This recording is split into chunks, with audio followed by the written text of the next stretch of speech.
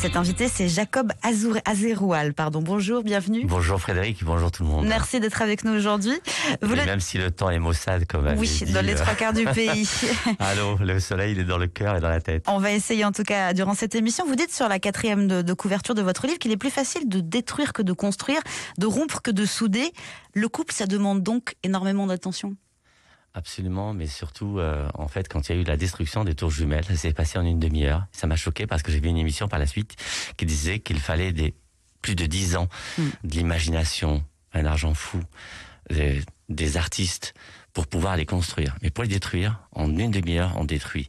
La même chose dans un couple et la même chose dans toute relation, on peut la détruire très rapidement. Construire, ça demande de l'imagination, de la patience, mais surtout beaucoup de compassion.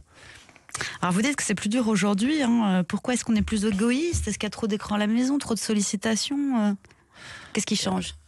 Qu'est-ce qui a changé? Alors là, malheureusement, moi je pensais d'ailleurs que l'histoire de la crise Covid allait faire un vrai stop, qu'il allait y avoir une sorte de stop, parce qu'on est on n'est pas en train d'évoluer, on est en train d'involuer malheureusement, parce que moi, humblement, par rapport à ma modeste expérience, la situation ne s'améliore pas, elle ne fait que s'aggraver, notamment parce qu'effectivement il y a une sorte de culte, c'est même plus maintenant de l'égoïsme, c'est un culte de l'égoïsme, du me, I and myself, et idem par rapport à l'histoire de la réparabilité. Aujourd'hui, quand vous avez un problème de frigidaire, de télévision, vous ne réparez pas, vous remplacez. Rachète. Alors, que vous changez de télévision, que vous changez de machine à laver, ça me dérange pas trop, mais quand il y a un problème avec une femme, ou la femme avec son mari, et qu'on se dise, c'est le même raisonnement, parce que finalement, c'est le même raisonnement qui tient. Effectivement, c'est-à-dire, on ne répare pas, on remplace. Next. Vous dites aussi le jeu tue-nous. Est-ce que vous pouvez nous expliquer le jeu tue-nous? Qu'est-ce que c'est que le jeu tue-nous? J'aurais voulu d'ailleurs que le livre se nomme ainsi, mais malheureusement, sur un plan de marketing, etc., ils ont préféré plutôt que ce soit beaucoup plus clair, coupe les clés pour le réussir. Mais jeu tue-nous, malheureusement, ça résume finalement tout. Tout le bouquin se trouve dans ce titre-là. En fait, le piège du couple, c'est le jeu qui tue le nous, parce qu'en fait, il y a un jeu de mots dans le tu. Le jeu qui tue le nous.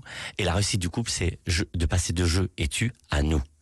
Avec votre permission, Frédéric, je sais que c'est pas dans vos habitudes, mais je suis désolé de bousculer un peu vos habitudes. Qu'est-ce que vous allez me demander? Mais depuis ce matin, il y a une histoire, une leçon plutôt de vie que nous avait transmis notre prof de français, et qui est en lien aussi avec le thème, mais que je voudrais vraiment partager avec vous parce que je la trouve vraiment absolument magnifique.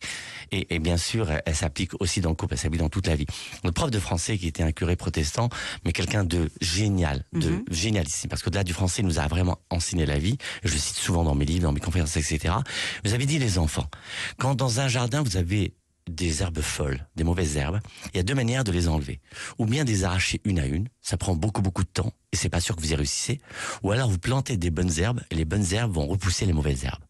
Et je trouve cette technique extraordinaire. Ce que je veux dire par là, c'est comment on s'attarde à critiquer, à s'opposer aux mauvaises choses, ou alors on cultive, c'est-à-dire on implante dans notre vie ou dans notre vie de couple des bonnes initiatives, des choses positives, de faire des cadeaux, de faire des compliments, d'être dans la gentillesse, etc.